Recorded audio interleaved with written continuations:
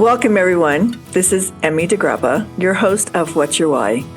Learning and listening about people's inspiring journeys and the human experience. This podcast is brought to you by Wyoming Humanities. And my special guest is Ruth Rathblott. She helps organizations expand their definition of diversity so they can make it fully inclusive to include people with visible and invisible differences. Ruth was born with a limb difference and has over 25 years experience as a leader and expert on the issues of inclusion and diversity. Welcome, Ruth. Emmy, I am so excited to have this conversation with you and to start to dig into what's your why. I love this idea. Oh, thank you. Thank you. And that is the why, because I love hearing your story and your journey and how your limb difference has opened a path for you to share with others. So let's start there. And the first thing I want you to do is to describe to the audience what a limb difference is. Sure. So a limb difference, and it took me a while to even understand the term myself. So I can imagine for your audience, the visual is going to be important in terms of what does it actually look like and what does it mean? And so my hand is, I was born missing my left hand. And some might even correct that, Emmy, and say, actually, you have a hand. It's not fully formed. It's basically a nub with 5 little nubs to it that would be the place of fingers. And the little thumb actually has a little tiny nail on it. And so it's almost shaped like a little mitt. If you can imagine and picture a baseball mitt, that's what it kind of looks like. And that's what my limb difference is. I was born with something called amniotic band syndrome. And so I was born missing my fully formed left hand. Do you know what causes that by any chance? Do they know that? They don't. And what amniotic band syndrome relates to is that apparently in utero, Emmy, there was a protein band that wrapped around the growth of my hand, so it prevented it from growing fully. And I think it's either 1 in 3,000 births have amniotic band syndrome or limb differences, or 1 in 1,500. I've even heard the statistics. So it sounds like it's something that a lot of people don't know about, but the truth is there is a whole community of people out there who have limb differences, whether it's through their hands or it can be their feet. It can be different parts of the body. And so they don't know what causes it yet that I found, but it is not as rare as people think. Right. It isn't as rare as people think. Mm-mm. I've met several people actually with limb difference. Yeah, no, on this journey, I definitely have too. I can say for a long time, I didn't want to meet people who had limb differences or hands like mine because I didn't accept that part of myself. And so it took me a while to kind of start to see, and the blinders were on. I didn't want to connect with people who looked like me for a long time or associate because I didn't accept that about myself. So how did your family deal with that? How did you feel so insecure? What did that feel like? Yeah, I was really fortunate. Interesting is that when I go back and look at kind of the journey of this hiding, because I hid my hand for 25 years of my life, when I go back to my origin story of how did I start hiding, and even before that, what did that look like, to your question? I was born in the days before sonograms. And so my limb difference was a surprise when I was born. And luckily for my parents, they had a nurse in the hospital who saw them kind of struggling and bewildered. Like, how did this happen? What did we do? What can we do? What is she going to be okay? And asking all the questions that I think most parents wonder about when their babies are born. And when you have a limb difference or something different, I think parents worry just a little bit more. And luckily for them, this nurse came in and noticed that and took me over to them and said, you're going to take this little girl home. You're going to love her and treat her as you would any other child. And Emmy, that is exactly what they did. And they encouraged me to try everything. I, did every sport. I sailed, I water skied, I skied. And yet what I think about is, how did we talk about it in my family of origin? And we didn't. And so I think that was a missing piece of the message I got about Ruth, handle everything, do everything. And yet we are not going to create space for it. I don't think they even knew that I needed space for it. Because it was only started to hit me when I became a teenager and started a new school, Emmy. I was off to a new school, and I'm sure we'll get into that, but that's when I started hiding it. And they noticed I was hiding. My parents noticed I was hiding it. Like a lot of parents who notice their teenagers are going through things, right? And the teenager's usual response is, everything's fine, everything's okay. And yet, if they had dug a little bit deeper and I had been a little bit more forthcoming, we probably would have gotten some different answers, and the insecurities would have raised to the top. But that space, I didn't feel I had that space. And I think about just being a mom, you don't want to raise your kid like they're different. You want them to feel normal and feel like they fit in. And they're probably thought that was the healthiest way for you to not feel like something was wrong with you. Right.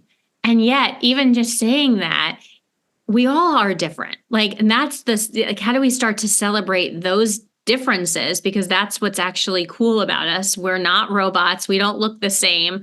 I can't go to the Apple store or some store and buy one of me. I'm unique. Each of us has a uniqueness and a difference. The challenge becomes, just like you're saying, when we become adolescents and we want to fit in. That's our total desire, is to fit in and to be like everyone else. And it's actually part of healthy development. We want to fit in with our peers and individuate from our parents. So yeah, your message and the message is right on. We want to fit in. And yet, how do we create space for the conversations about difference and how we may be feeling different? Because I have worked with teenagers my entire career, and I think what has bonded us over time is this idea that I have felt different and I know they're feeling different. And yet there has to be almost sometimes a facade of everything's okay or I'm fitting in. And yet what's behind all of that? How do we really fit in? And how do we also celebrate our differences at the same time? Well, that right there is just its own huge topic, because you're right. Teenagers go through that whether they have a limb difference or not. They, don't like their nose or their weight or their weight or their clothes or their family background or their finances, their financial backgrounds, or their religion. And what's amazing, Emmy, is it doesn't stop in adolescence. We keep wanting to fit in over time. We keep wanting to, fit into our communities where we move to, fit into the colleges we go to, fit into the neighborhoods, fit into our workplaces, because we get the message that you're part of a team. We want you to be a good culture fit. We want you to fit. That message doesn't go away. It just gets heightened and almost introduced intensely in adolescents and in teenagers. So that brings me to my next question. In going through that, realizing that you needed to accept you for you,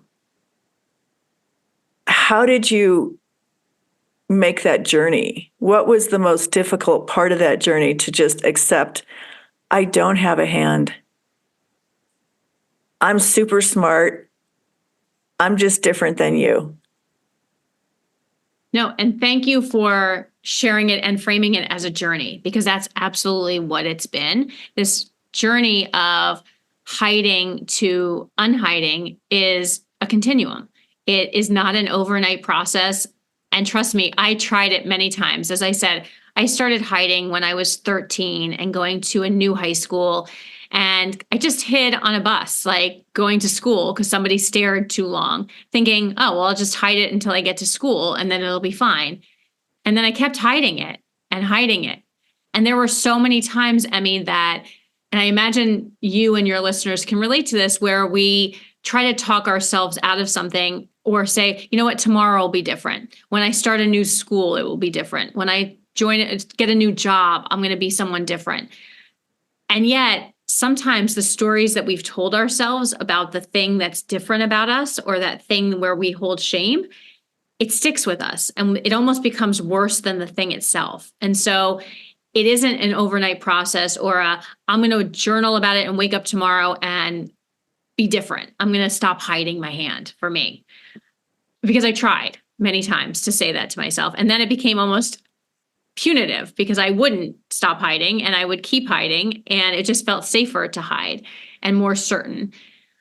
And so the journey was, the first step for me was about getting to a place that I had to acknowledge that I wasn't thriving. I wasn't building relationships that had depth. I was always worried that if someone found out about my hand, they wouldn't like me.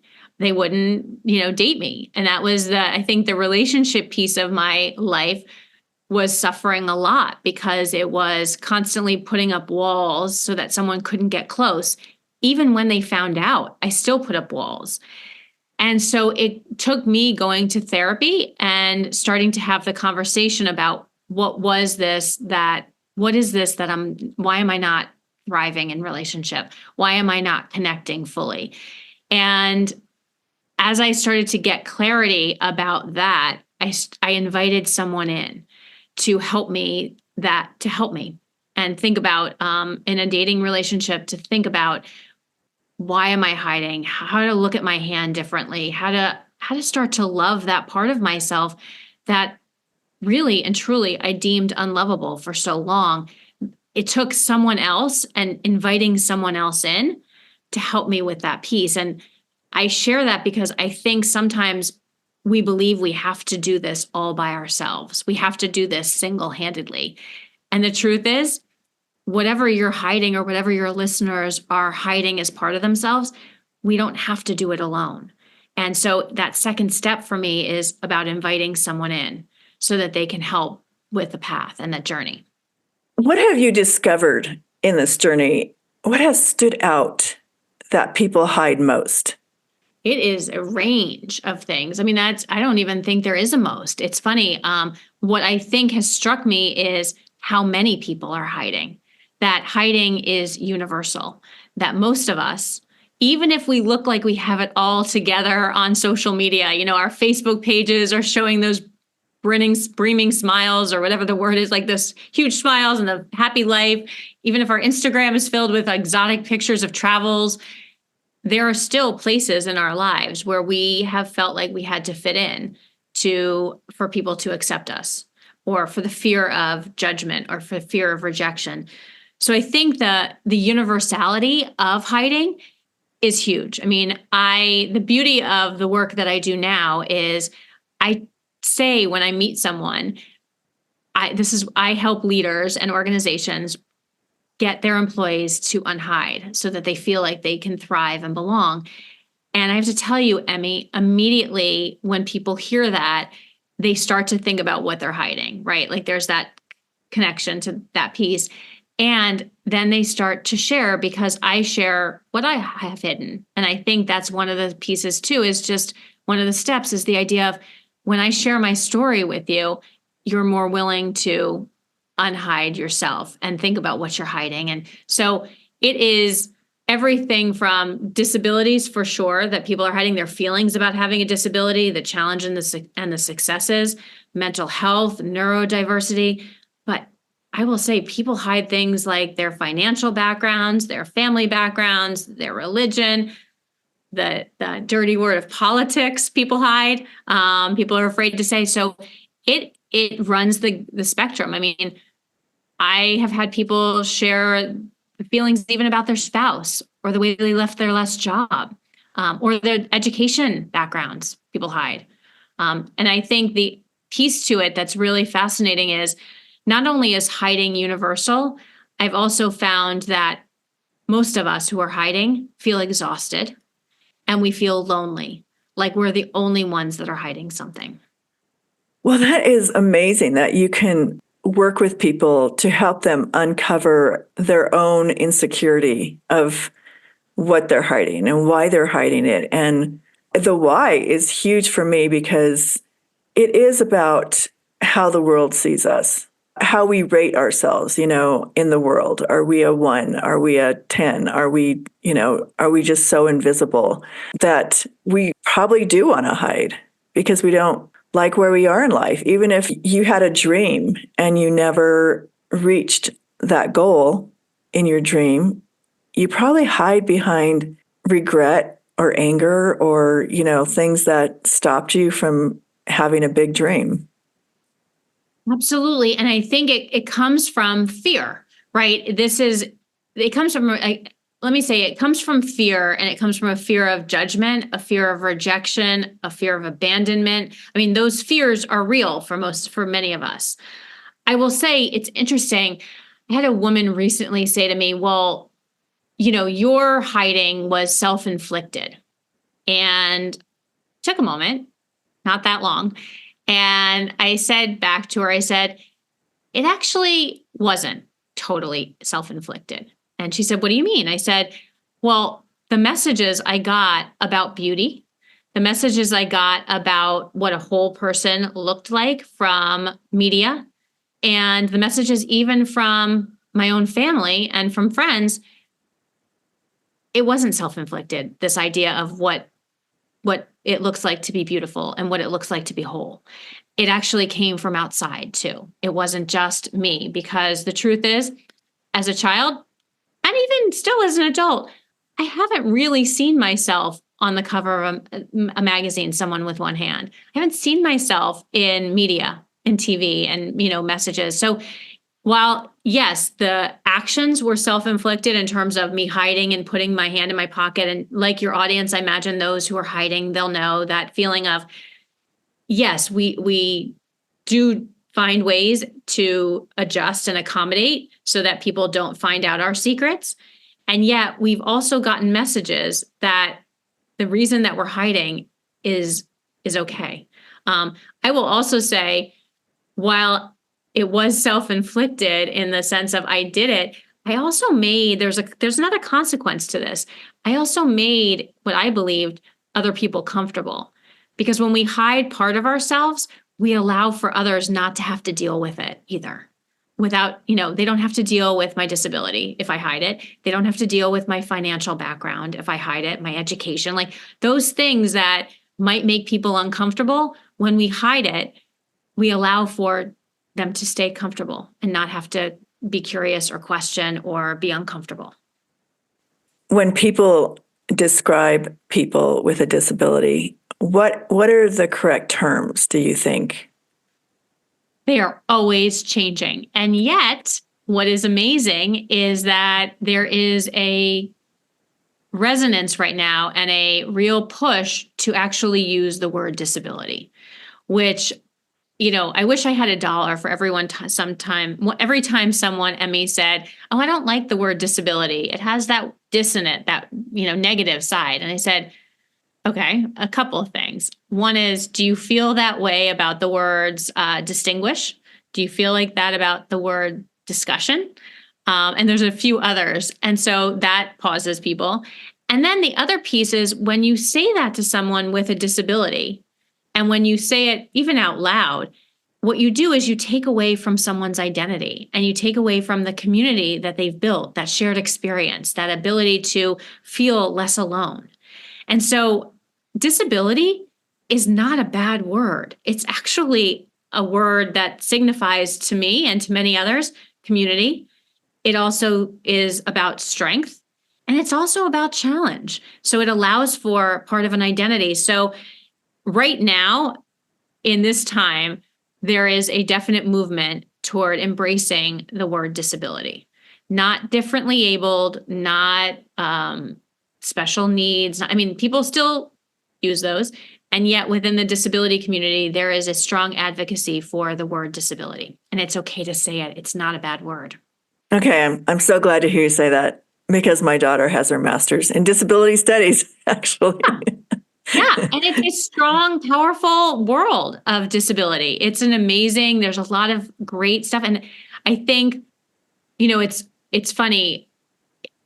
I was also in a conversation recently with someone who's in the disability community, and they actually even said to me, well, maybe stop saying limb difference. Like, why are you using limb difference and disability? And I said, what do you mean? And they said, well, when you use limb difference, it takes away from the cohesiveness of the disability community. And my argument back, Emmy, was don't tell somebody who has a disability how to define themselves or how to identify. Allow them to have the choice and have the agency around how they choose to identify. Don't put restrictions on it, because it took some of us a long time to get to the disability community. And yet we also have pieces of ourselves that we are still grappling with and still trying to understand. And so, yeah, I share the message of disability is not a bad word. And I also allow for, let someone with a disability decide and frame how they want to own their disability. It's a journey. I agree with that 1,000%. I think you're one of the first people I heard use the term limb difference. Mm-hmm.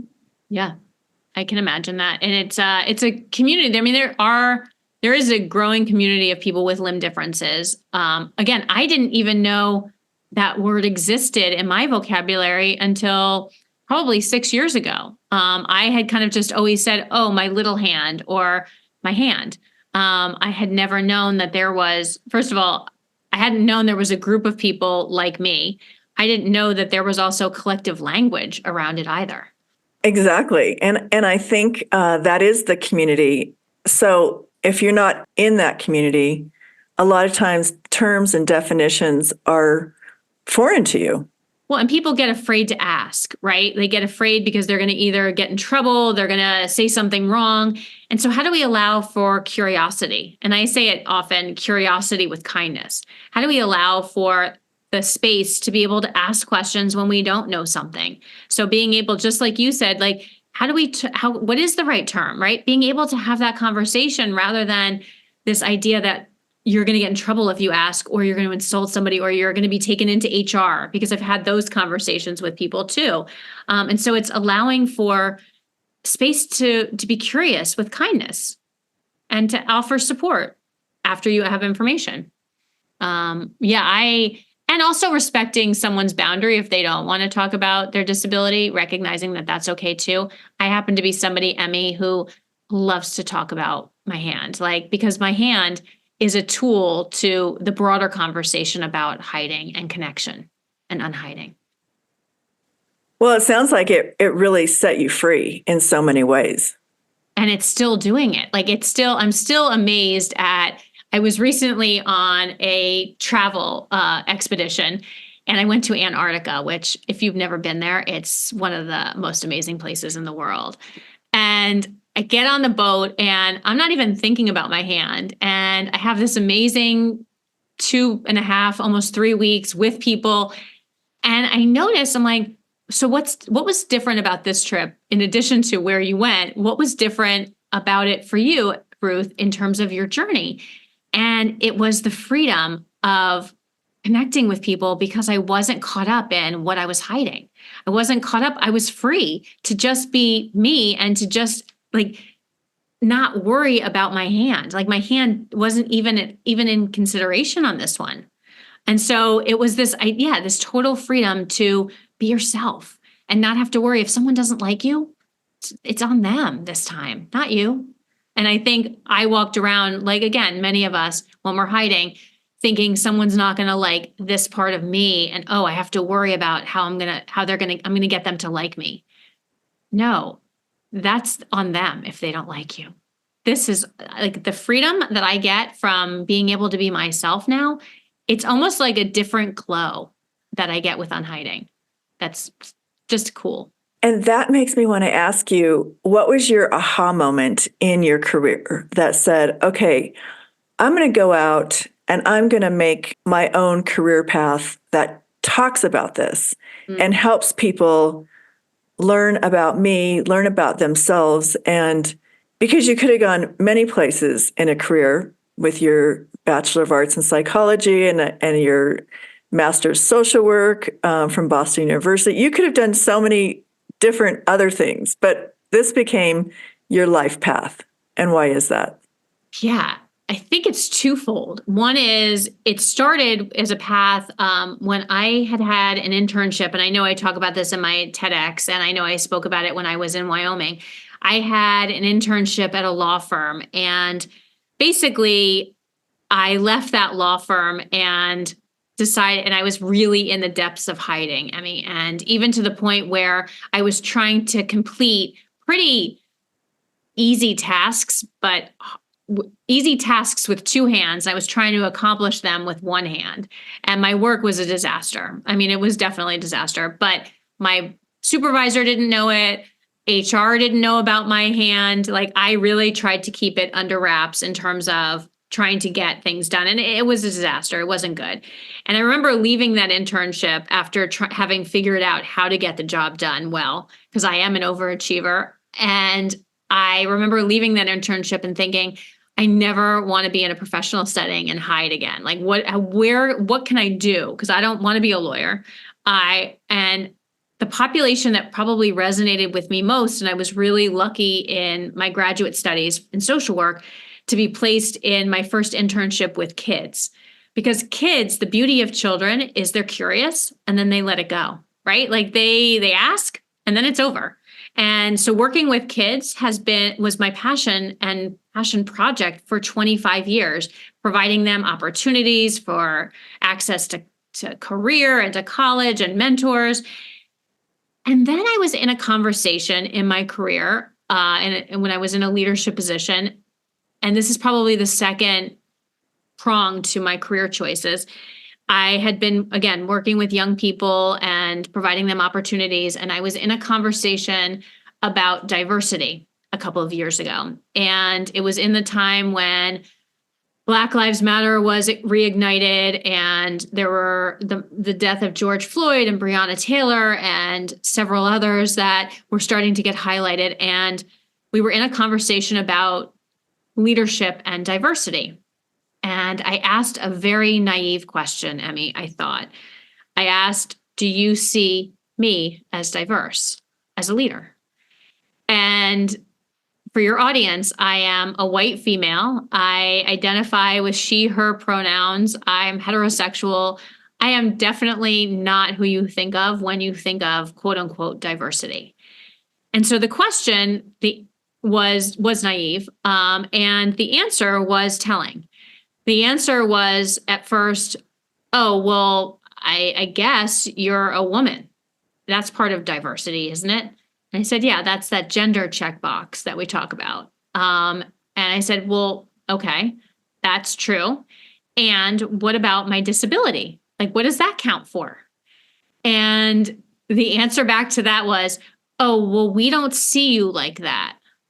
And I said, not asking to be seen as anything. I'm asking for it to be acknowledged as part of the diversity conversation, because I think it's something that's different and it's part of diversity. I left that conversation, Emmy, really upset, really pissed. I'll just say that.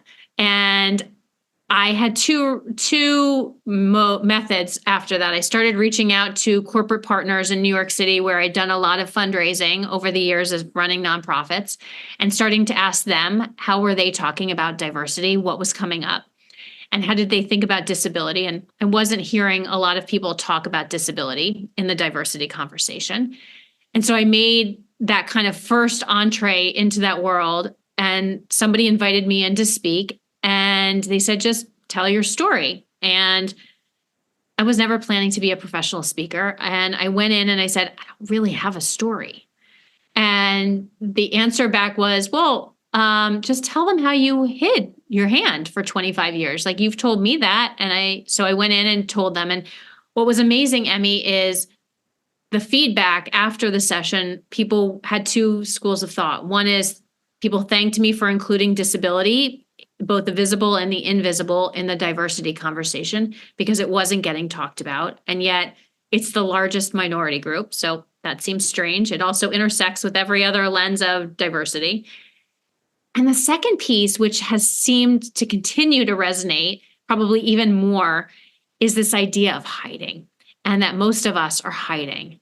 And so I started to realize that I was given a gift with my hand, that it was a tool to start to get people talking about what they're hiding and to share my journey of unhiding, so that if wherever people found themselves on this continuum of hiding and unhiding, they could say, wow, she did it. Because I would have loved to have seen a speaker like me when I was in my depths of hiding, to know there was a way out. And hey, this woman, she created these 4 steps to unhide. There's a way out. I don't have to feel so alone, because when we're hiding, we feel so alone. That is super interesting and really eye-opening, that conversation of diversity and inclusion was not including people with disabilities. How crazy is that? Sorry. I guess I have 2 grandchildren who have disabilities, so it's like, what? Yeah. And you can't unsee it, because once you realize that disability is not part of diversity, you start to read articles on diversity, equity, and inclusion, and they rarely, I think it's like 4% of journal articles even mention disability in the conversation on diversity. And what's amazing, and while I could get angry at some of it, what I realized was I hadn't actually shared my journey with them. I hadn't actually told them about, of course, they didn't see me as having a disability, because I never talked about it.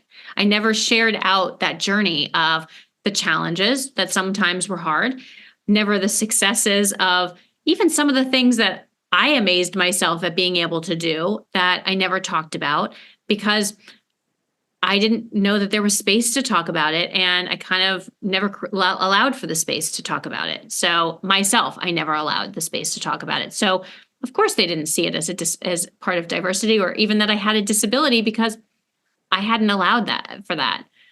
So then that's why it's about sharing out your story, so that other people can start to understand you and know you and see themselves in you. Oh, absolutely. And I think that's the beauty of what you do, is just open it all up and get it all out and accept people for who they are and love people wherever they are in their life journey. And that is such a great message that you help people. What are the 4 steps of unhiding? While they may feel hard, they're really concrete in terms of there's an action plan. So the first step is acknowledging it, right? Starting with the awareness of, what is it that's holding me back? Where am I in my life am I not thriving, right? So starting to ask some of those questions, and that's what I help coach people around, and I do a lot of consulting around, is the space of, where do we start? How do we start to acknowledge it? The second step is then finding your person.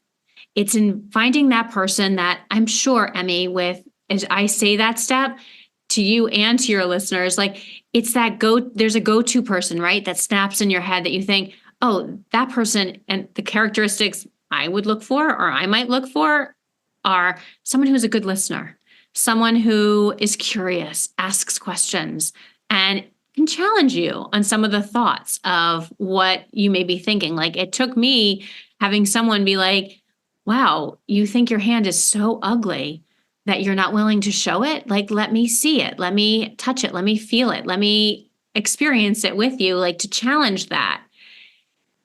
So finding that person is important. That's someone that you can connect with about it and share your secret. The third step is building your community, is finding a group of people that are going through what you're going through, or have been through what you've been through, that shared experience. It's the power of community. It's the power of employee resource groups and affinity groups or meetups, is that space for shared experience. That I didn't invent hiding. I didn't invent hiding in my pocket even. Like, there were other people who have limb differences just like me who also hid. And so knowing that and being able to have that community is so important.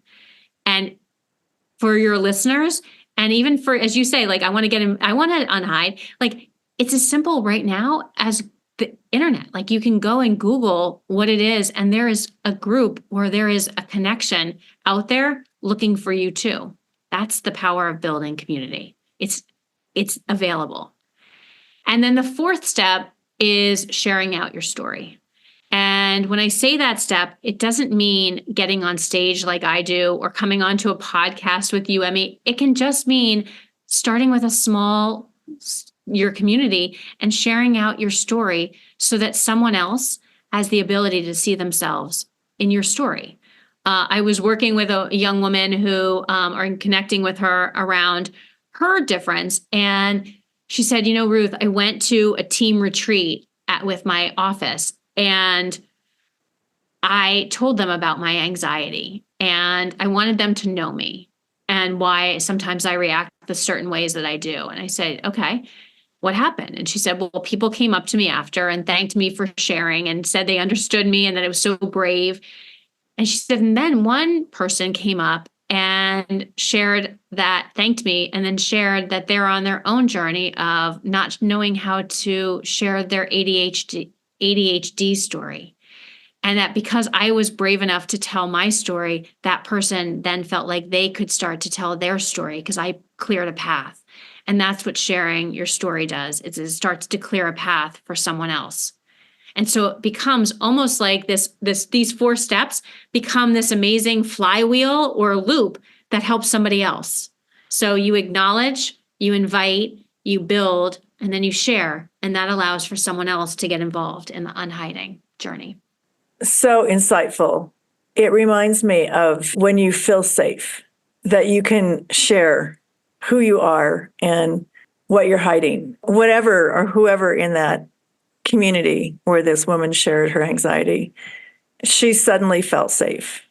And thank you for bringing that up, that piece, because I think there's a couple of components to that. One is safety is absolutely critical to this process. Psychological safety, feeling safe within yourself and feeling safe within those that you share with. And there may be times that you don't get the right person that you invite in. That happens. And so what I'm here to share is that that's okay, because that can happen. So it's thinking about to keep moving forward and to keep thinking about the next person that you want to share with, that it may not be, I should say, as tough with the next person, and that's why I really lead people on this space of thinking about who that go-to person is. Like, what are the characteristics that you need?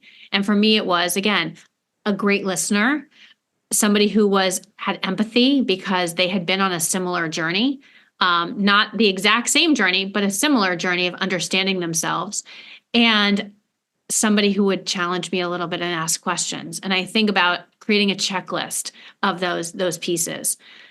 I think the other piece that I recognize, Emmy, is the privilege that I have of sharing my story, because there are still groups in 2024. I mean, we are in 2024, and there are still groups where it feels and is very unsafe to share what they're hiding, for good reason, because of safety. And so I recognize the privilege in doing that. And that's why I say it doesn't have to be big groups that you unhide to, right? It can be a small group of that one person that you invite in. It can be then 2 or 3 other people. And sharing your story can be to those 2 or 3 other people as well. It doesn't have to be, again, on stage or on a podcast or, in a newsletter, on LinkedIn or on social media. It can be and I might even advocate that at first, of just finding those safe places, because what I know to be true is you don't have to do it alone, and you can't actually do it alone, because that's not how connection and community work. And that's not how unhiding works. We need, for connection, which we all crave, we need to be able to unhide to others.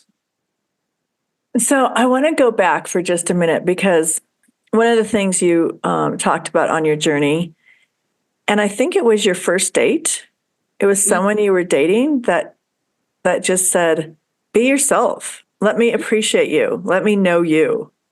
I had a few of those types of dates too. I will say,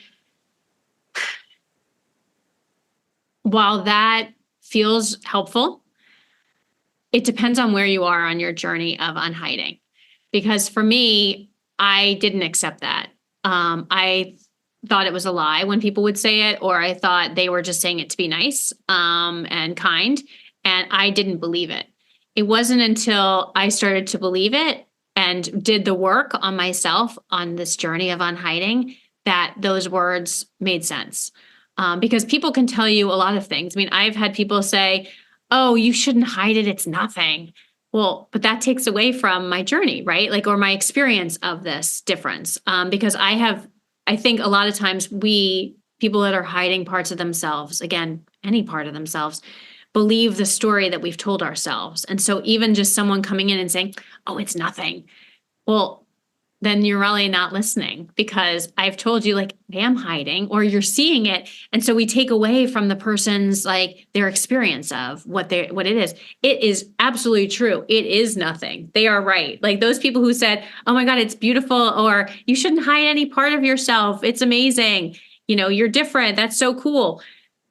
Yes. And I also had to get there. I had to start to, and it wasn't about writing it down 100 times or hearing it 100 times from different people. I had to be on this journey. And that's why unhiding is not overnight. It's not like there's a magic wand that says, oh, tomorrow you're not going to hide anymore, or somebody's going to say the right thing and you're going to stop hiding. No, it's deeper work. And that's the beauty and the challenge. That's why I say it's not easy either, because it requires you to think and to be introspective and to be curious about yourself. I guess the other way I think of it, Emmy, is it's very self-centered work. And I don't mean it in being selfish. I mean it in centering on yourself, asking your whys, understanding, like, why am I hiding? What is it doing to hold me back? Why is it holding me back? Why am I not thriving? That's the first step, understanding your whys. Oh, absolutely. Self-acceptance, forgiving yourself, all those things. And allow someone to help you with it, so right. that it doesn't have to be so done alone. But that is not as easy as, oh, it's nothing. Yeah. Yeah, I can agree more with that. So where are you going next? What are you doing now? What's going on with you right now that you want to share with the audience? I can tell you it was really hard to come back to real life when I've been in suspended reality in Antarctica. I mean, seeing these beautiful penguins, these ferocious fur seals. I mean, the icebergs the size of the tallest buildings in Manhattan. I mean, we saw an iceberg that was 15 miles long. We didn't see A23, but we saw one close. And I mean, the glaciers, it's just an amazing part of the world. And so the people who travel there are a breed of people themselves, right? You have to want adventure. You have to want to see stuff. And so it continues, that love of adventure and travel continues to be ignited. And trying to figure out, how do I continue to build that out in my speaking world? Because there's so many people on a global scale that have shared with me parts that they're hiding. And so how do we create this movement around unhiding as a global movement, so that we create those safe places for connection? We create those safe places to value difference and be in different experiences and different perspectives. And so that's what I'm building out here. I'm starting to work on my second book. My first book is Single-Handedly, and that was my journey of hiding and unhiding and learning to unhide and embrace connection. And the second book focuses right now on the concepts, and it's still a work in progress because I'm writing a lot and I'm trying to find the threads, but it's focused, Emmy, on this idea of connection, the idea of loneliness, the idea of belonging, and the idea of leadership. Like, how do those kind of 4 quadrants come into play? And how does travel for me continue to pour in? Because I want to trek with the gorillas in Uganda and Rwanda. I want to go to the Arctic Circle. Now that I've been to the South Pole, I want to go to the North Pole and see the polar bears. I want to see the Northern Lights in Iceland and in Alaska. I mean, that's just being with nature, I think, has been transformative. Wow. And people always say that about nature. Like, I was reading something just the other day about, just to open up your mind if you feel stuck in your life, get out and walk and be with nature and look at the stars and just get out of your 4 walls. Well, even where you are, like flying into Jackson and flying into a national park with those snow-covered Tetons, and just being able to see the landscape and see the animals and see just the fresh air. I mean, that was an impetus that was the kickoff to my Antarctica trip. It was one of my last speaking gigs, and I was lucky enough to do it in Jackson with you all. And so, yeah, that ability and I definitely want to go back to Jackson. I mean, I want to see that mama bear.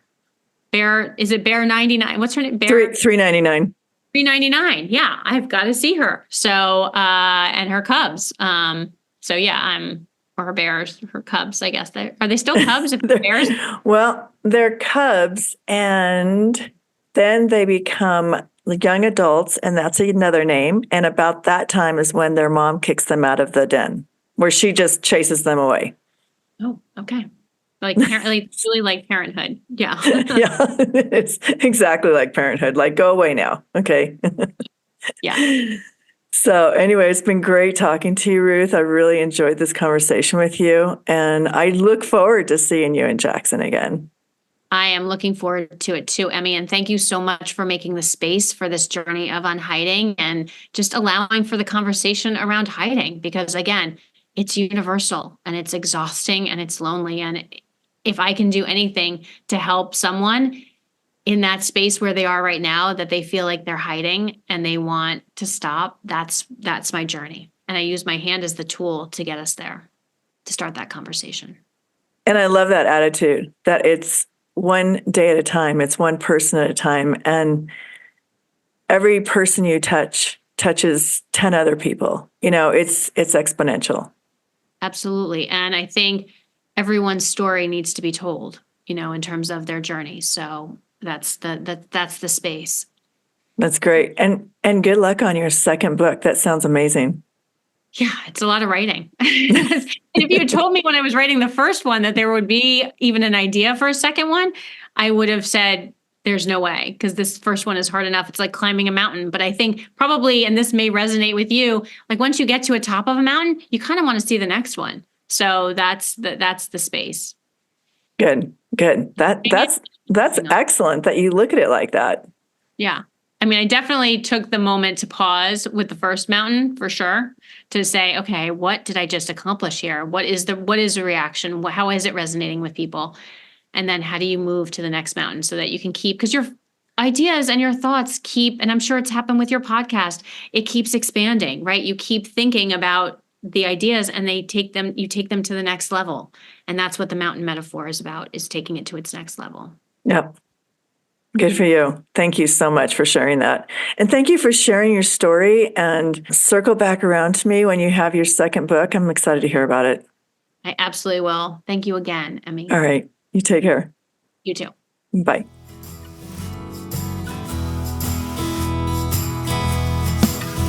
Thank you for joining us for this episode of What's Your Why? Brought to you by Wyoming Humanities with support from Wyoming Community Foundation and generous supporters like you. To learn more, go to thinkwhy.org, subscribe, and never miss a show.